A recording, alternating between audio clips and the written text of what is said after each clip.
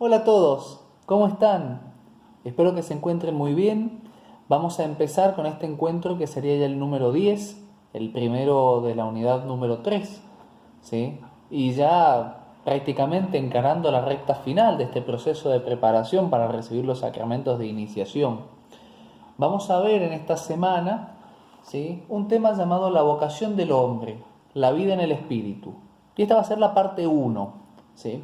Este tema es muy extenso y por eso he decidido dividirlo en dos encuentros. Por eso vamos a tener la parte 1 esta semana y la parte 2 la semana próxima. En el nombre del Padre, y del Hijo, y del Espíritu Santo. Amén. Te damos gracias, Señor Jesús, por este nuevo encuentro que nos permites vivir. Te pedimos por todas las necesidades que guardamos en nuestro corazón. Te pedimos también por nuestra patria, por nuestros gobernantes y por la paz del mundo.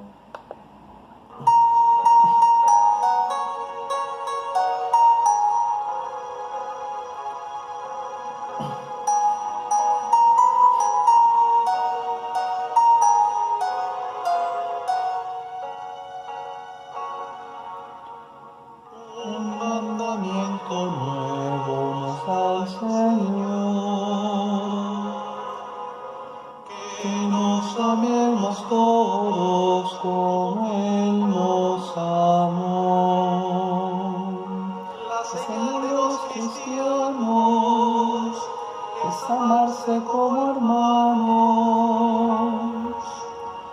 Un mandamiento nuevo nos da el Señor, que nos amemos todos como Él nos amó. El que no ama a sus hermanos, no se acerque a este convite. Un mandamiento nuevo nos da el Señor, que nos amemos todos como Él nos amó.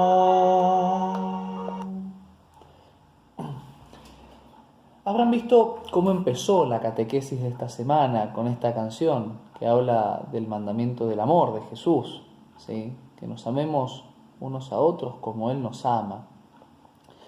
A lo largo de estos encuentros vamos a ir viendo cómo es la vida en Cristo, vamos a ver un poquito qué es la moral, vamos a aprender qué es la conciencia, qué es la fe, qué es el pecado, ¿sí? Vamos a ir viendo algunos temas de lo que sería por ahí la teología moral, ¿sí? Vamos a ver los mandamientos de la ley de Dios, los mandamientos de la Iglesia y por supuesto el mandamiento del amor de Cristo.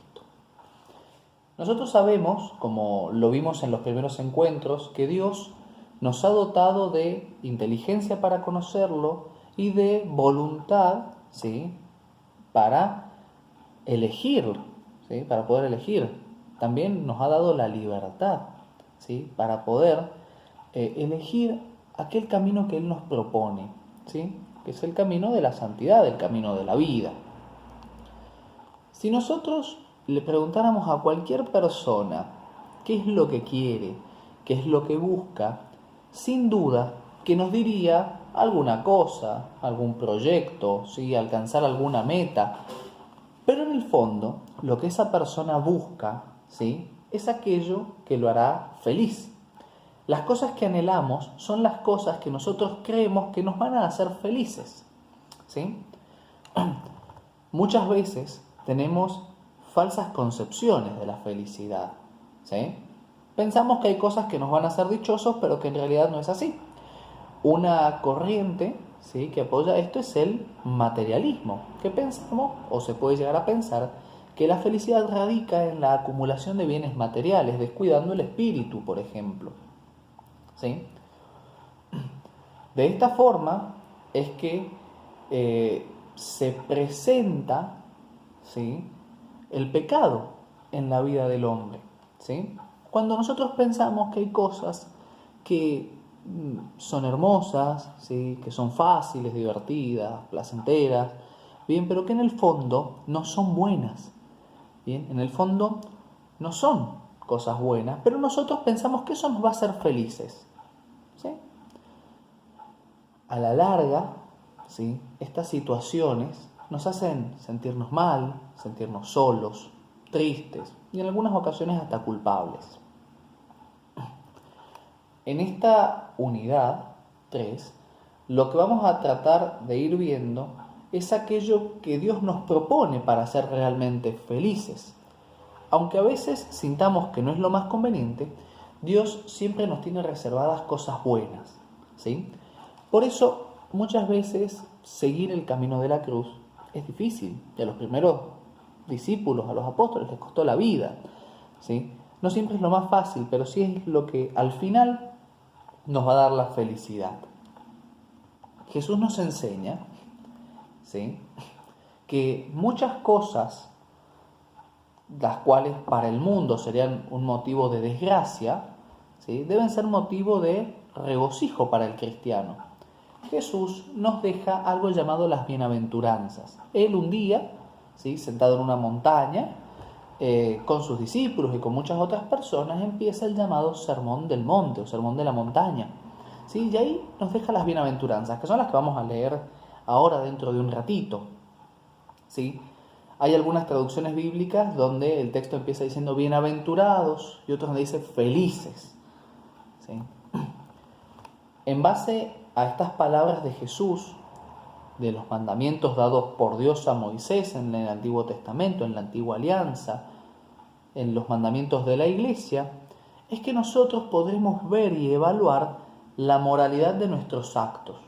¿Qué quiere decir esto? Vamos a poder comprender si nuestros actos son buenos o malos a la luz de la verdad revelada por Dios y por la Iglesia, ¿sí? Vamos a leer el Evangelio de Mateo, capítulo 5, versículos del 1 al 12. Al ver a la multitud, Jesús subió a la montaña, se sentó y sus discípulos se acercaron a él. Entonces tomó la palabra y empezó a enseñarles diciendo: Felices los que tienen alma de pobres, porque a ellos les pertenece el reino de los cielos. Felices los pacientes, porque recibirán la tierra en herencia. Felices los afligidos, porque serán consolados. Felices los que tienen hambre y sed de justicia, porque serán saciados. Felices los misericordiosos, porque obtendrán misericordia. Felices los que tienen el corazón puro, porque verán a Dios. Felices los que trabajan por la paz, porque serán llamados hijos de Dios. Felices los que son perseguidos por practicar la justicia, porque a ellos les pertenece el reino de los cielos. Felices ustedes cuando sean insultados y perseguidos, y cuando se los calumnie en toda forma a causa de mí. Alégrense y regocíjense entonces, porque ustedes tendrán una gran recompensa en el cielo. De la misma manera persiguieron a los profetas que los precedieron. Palabra del Señor. Gloria a ti, Señor Jesús. Jesús nos cuenta en este sermón qué es aquello que nos va a llevar a la felicidad, siempre que lo asociemos a la cruz salvadora de Cristo, porque ningún sufrimiento, si no se asocia a la cruz de Cristo, tiene fruto de nada, ¿sí? El pobre, en el Antiguo Testamento, es el hombre de una situación social inferior, sin fortuna, frecuentemente humillado. Por eso todo lo espera del auxilio de Dios. Su pobreza es más bien interior y espiritual que exterior y material, aunque generalmente incluye esta última. Generalmente el pobre también no solamente es pobre de espíritu, sino también pobre en los bienes. En términos del Papa Francisco, hoy los pobres son aquellos descartados por la sociedad, los niños por nacer, los viejos, ¿sí? Muchas personas que no tienen un determinado estatus económico, una cierta posición social, ¿sí? Son aquellos que no tienen valor para el mundo. Sin embargo, son los más amados y más queridos por Dios. Yo te voy a proponer esta semana que te tomes el trabajo por ahí de retroceder este video y ver la cita bíblica. La podés buscar en vatican.va, y copies, ¿sí? O puedas imprimir tal vez el texto de las bienaventuranzas y se las lleves a un amigo, a un familiar, a un vecino, y que juntos puedan charlar de ellas y tal vez ver que en su vida hay situaciones que los podrían poner felices, ¿sí? Que deberían o que podrían asociar al sufrimiento de Cristo en la cruz. ¿Qué nos enseña el catecismo? Las bienaventuranzas nos colocan ante opciones decisivas con respecto a los bienes terrenos. Purifican nuestro corazón para enseñarnos a amar a Dios por sobre todas las cosas. La bienaventuranza del cielo determina los criterios de discernimiento en el uso de los bienes terrenos de conformidad a la ley de Dios. ¿Sí? ¿Qué quiere decir eso? La esperanza del cielo nos hace ver qué valor real debemos darle a los bienes de la tierra, ¿sí? Que muchas veces no son más importantes que los bienes del cielo.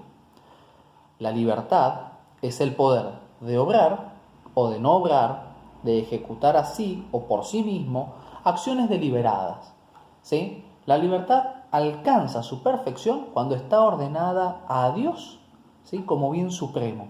Si usas tu libertad y no sos responsable, y el uso de tu libertad no te lleva a Dios, lamentablemente no la estás usando como corresponde a la libertad, ¿sí? Por eso decimos que la libertad, ¿sí? alcanza su perfección cuando está orientada a Dios. La libertad caracteriza propiamente a los actos humanos. Hace al ser humano responsable de los actos de los cuales es un actor voluntario, ¿sí? Es propio del hombre actuar deliberadamente, es propio del hombre la nota de la libertad. Por eso somos responsables de aquellas acciones que hacemos. La responsabilidad de una acción puede quedar disminuida o incluso anulada por la ignorancia, la violencia, el temor y otros factores psíquicos o sociales. ¿Qué quiere decir esto? Y este tema es importante para cuando en el encuentro que viene veamos el pecado, ¿sí? Si vos no pudiste actuar o actuaste sin saber que estabas actuando mal, actuaste porque alguien en cierta forma te obligó, ¿sí? Ya sea con alguna forma de violencia física, verbal, psicológica, actuaste por miedo, ¿sí? O por otros factores, ¿sí? Que pueden ser psíquicos o sociales, por necesidad, por ejemplo, ¿sí? Entonces, la imputación, ¿sí? de ese acto te puede quedar disminuida o incluso anulada. Es decir, que puede no existir el pecado ahí. Ya lo vamos a ver mejor la semana que viene, cómo distinguir cuando una acción es pecado y cuando no. El objeto, la intención y las circunstancias constituyen las tres fuentes de la moralidad de los actos humanos. La moralidad es poder juzgar a un acto como bueno o como malo, ¿sí? El objeto elegido especifica moralmente el acto de la voluntad según el que la razón lo reconozca y lo juzgue bueno o malo, ¿sí? Ese objeto es aquello que mi razonamiento me puede decir que está bien o que está mal de hacer. No se puede justificar una acción mala por el hecho de que la intención sea buena. El fin no justifica los medios. Yo no puedo hacer el mal pretendiendo hacer el bien, ¿sí? El fin no justifica los medios.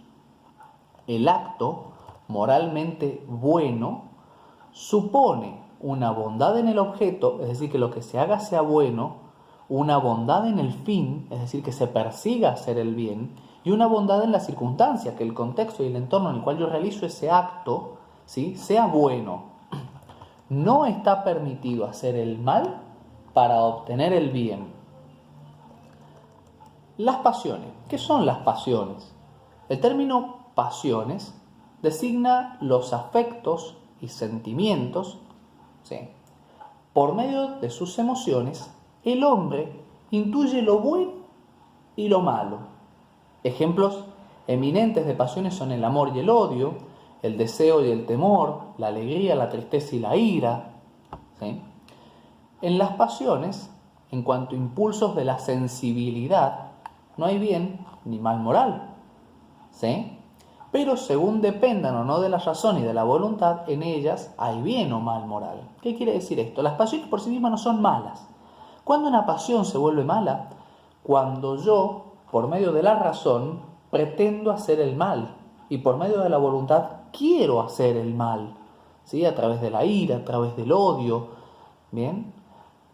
Viene todo un proceso interno, ¿sí? Por ahí enojarme por algo, no es que esté mal enojarme, ¿sí? Las personas nos enojamos. Ahora, si yo uso ese enojo para pretenderle el mal a alguien y lo utilizo no solamente para pretenderlo, sino para hacerle el mal a alguien, entonces ahí es cuando ese enojo se vuelve malo, ¿sí? Es moralmente malo. Las emociones y los sentimientos pueden ser asumidos por las virtudes o pervertidos por los vicios, ¿sí? Las virtudes son disposiciones rectas de ánimo para hacer el bien, mientras que los vicios son todo lo contrario. La perfección del bien moral consiste en que el hombre sea movido al bien no solo por la voluntad, sino por el corazón.